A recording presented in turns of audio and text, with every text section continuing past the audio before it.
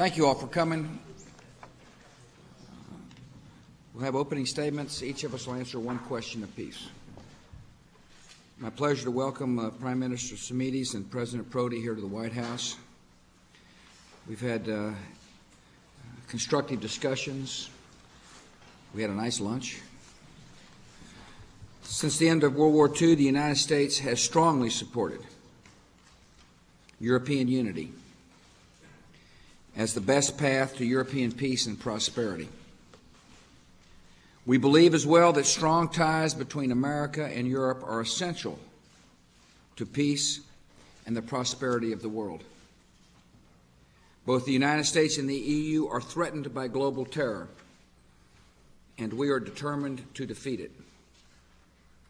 Today, we have signed new agreements to increase our legal cooperation in the war on terror and to speed the extradition of terrorists. Under these agreements, we will form joint investigative teams and share information on suspect bank accounts and expand the range of offenses that qualify for extradition.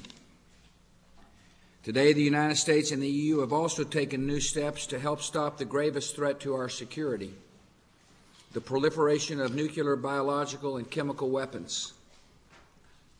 We have agreed to work together and with others to strengthen export controls on dangerous materials. We also seek new methods, including active interdiction, to stop illicit trade in weapons of mass destruction.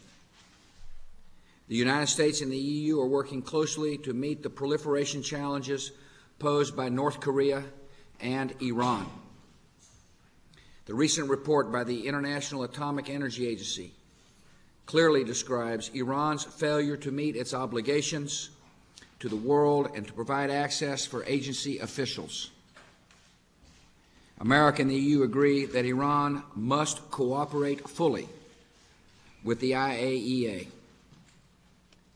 We agree that Iran must sign and comply with an additional protocol giving the IAEA new tools to investigate clandestine nuclear weapons activities.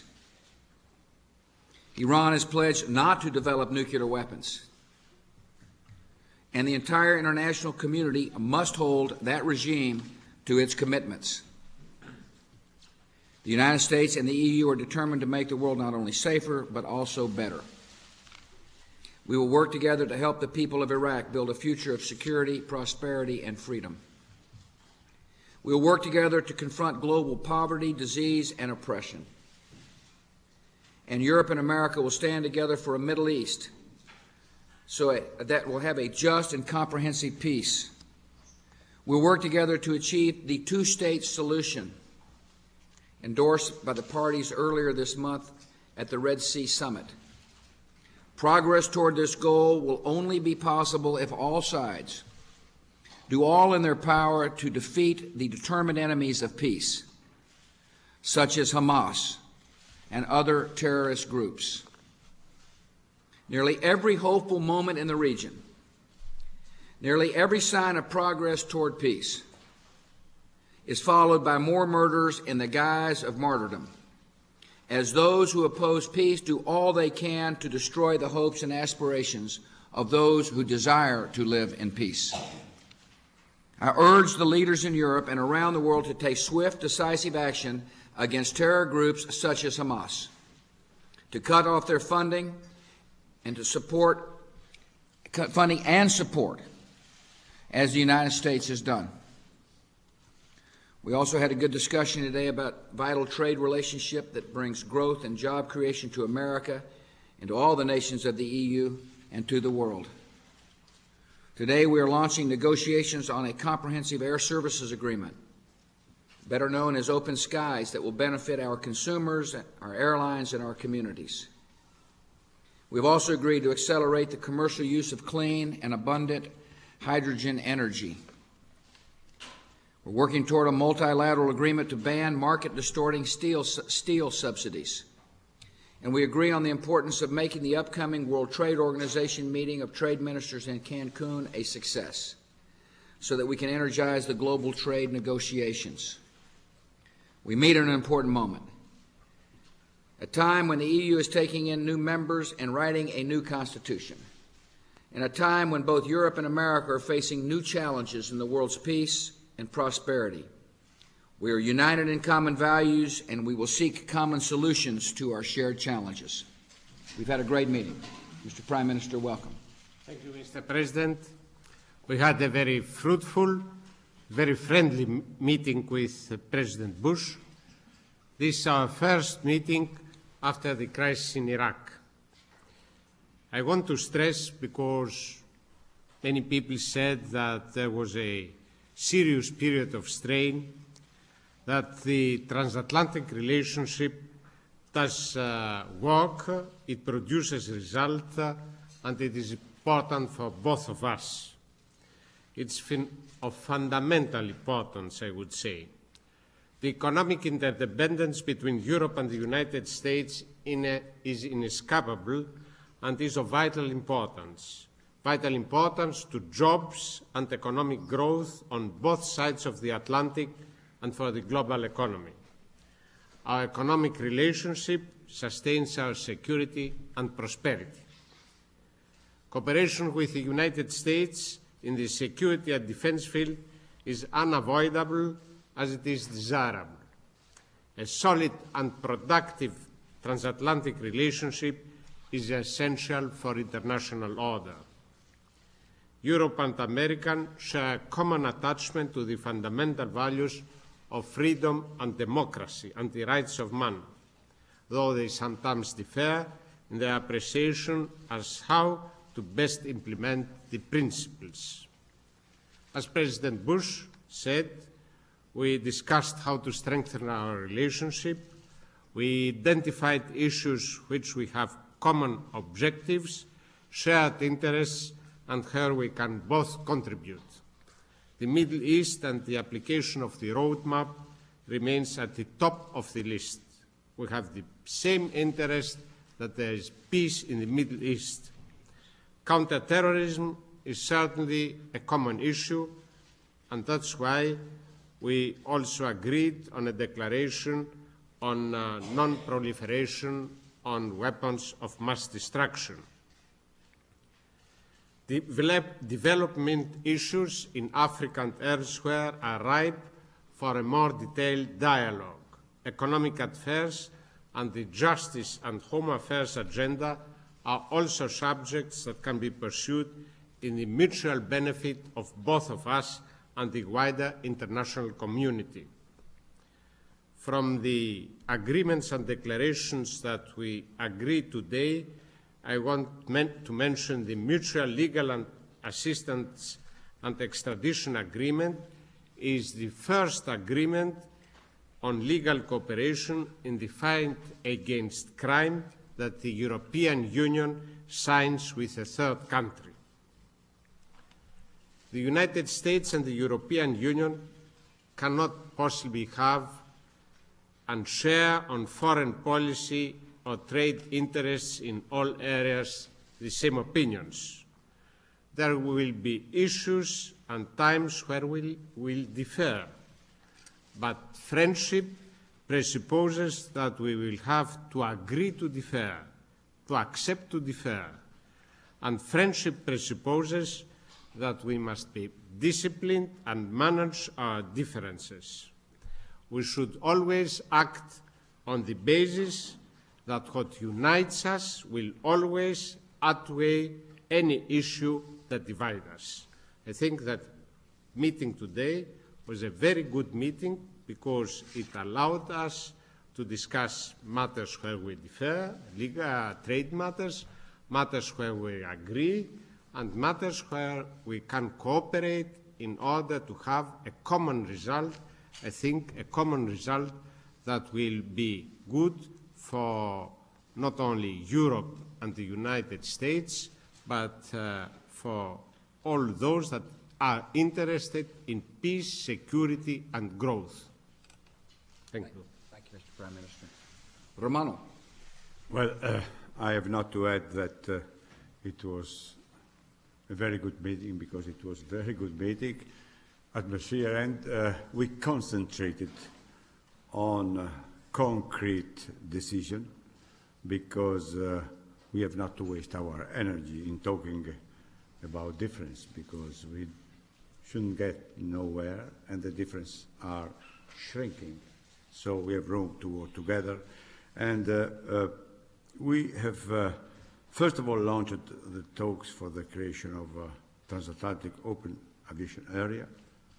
This will change all the industry of transport, aviation transport, and will provide better services, lower price, and more choice for the 11 million people who cross the Atlantic every year, and even more in the future.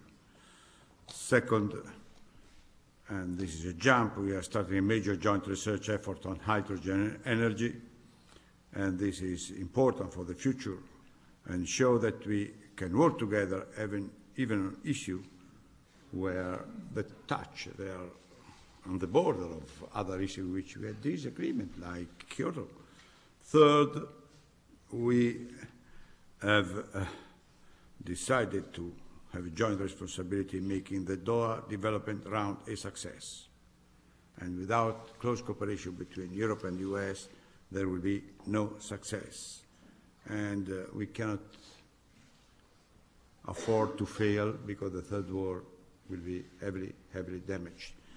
On this aspect, we also exchanged our views on the reform of the big reform of the common agricultural policy that Europe is trying to do, and that are discussed in this hour when we are here, you know. And I hope that we can arrive to Doha with really in a picture of our agriculture. And, therefore I fully agree with the President when he recently declared it important that when Europe and US are united, no problem and no enemy can stand against us. This is the real lesson. I would only add that if we fail to unite, every problem may become a crisis and every enemy a gigantic monster. Let's say, to end this with this brief analysis, many people have said that Europe is too old, maybe, but the old age helps us to understand our strength and our weakness and the reality of the world. And so I say that if we stay alone, President, Europe is too old and the United States too young to be able to bring peace in this world, and it's our duty to stay together to bring peace to the world. Well, thank you. You're looking pretty young these days. But I am not. Here's what we'll do. Each of us will call upon a member of the press. We ask you to limit your questions to one question, to one person. Dana Bash, CNN. Thank you. There are reports that there is a ceasefire agreement among Hamas and a few other Palestinian organizations that they promised to stop the violence for at least 3 months. What do you know about that? And what, if true, what do you expect to happen next from both sides, both Israelis and Palestinians? As I was walking in, somebody told me about the report. I'll believe it when I see it, knowing the history of the terrorists in the Middle East. But the true test for Hamas and terrorist organizations is the complete dismantlement of their terrorist networks, their capacity to blow up the peace process. That's the true test. It's one thing to make a verbal agreement, but in order for there to be peace in the Middle East, we must see organizations such as Hamas dismantled, and then we'll have peace. Then we'll have a chance for peace. I like to remind people that there are 3 parties involved directly in the territories there. There's the Israeli government. I believe the Israeli people want peace, and I believe their government when they say they want a peaceful state living side by side Israel. Secondly, there are the people of the Palestinian world who are tired of failed leadership, tired of terrorism destroying their hopes, tired of living in poverty, and they too want a peaceful state. And then there are the terrorists like Hamas who do not want a peaceful state, and they're willing to use terrorist means to destroy it. In order for there to be peace, Hamas must be dismantled. So, Mr. Stavriadis. Mr. Prime Minister, in the last few weeks and months, maybe, we heard from both banks of the Atlantic some opinions, some politicians expressing concern about the European common policy on defense and security. They say, for example, that it is going to undermine the NATO, generally speaking, that's going to be a kind of threat to the United States, the war stability and other things. Did you discuss these kind of things today? May I have your opinion on this? And I will be delighted if I hear the President's opinion. So you're trying to violate the one question per person rule. It's okay. Nice try, though. We discussed with President Bush. This is not the subject of discussion. I explained what we are doing in the European Union, why this is necessary, and I think why it's in the interest of both of us. Europe should be capable to deal with security problems at its borders or elsewhere in the world. And we have a very good example now. There is a European force in Fyrom, and this European force took the place of a NATO force. And we discussed about having a European force also in Bosnia-Herzegovina, and instead of a NATO force, this would be also positive for the Balkans. And I think it's a big mistake to believe that the development of a European and security policy takes place in adversity with the United States. I think that both the United States and us have an interest to have a strong defense, because a strong defense in our case will help the United States, and a strong defense of the United States helps us also. And a good example, again, I'll bring is Afghanistan. We discussed about Afghanistan. As you know, there are German soldiers in Afghanistan. There are United States soldiers in Afghanistan. We have a common policy in order to have more peace and security in Afghanistan. And also the question that this security policy is a threat to anybody, I think it's ridiculous. Because we have a very clear policy in these questions. If there is a confrontation, then international law must be applied, and the United Nations Security Council has to decide on differences, as for example Greece has always said concerning the problem of the continental shelf. It's with Turkey that the International Court of Justice has to decide. So the European development in concerning defense cannot be a threat to anyone. It's, I would say, a decisive step for peace. Mono.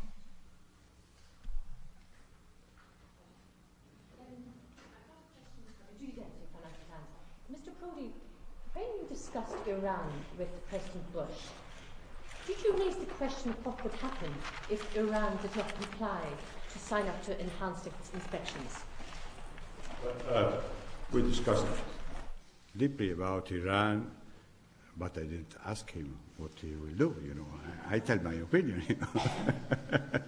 No, Iran must comply. I mean, it's the free world expects Iran to comply. Just leave it at that. They can. We expect them to. No, but, See, you're assuming they won't. We believe they will when the free world comes together. I tell you that the dialogue. And if they don't, we'll deal with that when they don't. The dialogue with Iran is going on daily and deeply, and we push that they accept all the inspection, even the let's say, planning the inspection, because we have to be sure that doesn't constitute a danger to future peace. We have to be absolutely sure. Yeah. The world speaks together, they'll comply. Thank you all very much for coming. We enjoyed it.